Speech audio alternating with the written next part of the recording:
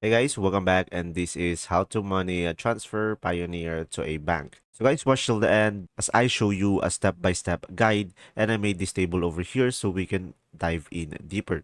So first, just simply go to Payoneer.com and sign in into your account, and from there on the left side of the screen, just simply click on the withdraw option or withdraw and transfer option, and from there just simply go ahead and select to a bank account that you want to transfer the money with, or if you don't have a bank account yet, you can just simply add a bank account over there, and you should be able to select a bank. And after that, once you have selected a bank account, you can just simply choose the currency that you want to withdraw, and from there just simply select the bank account that you want to use, of course, and just simply provide the amount that you want to withdraw and you want to transfer.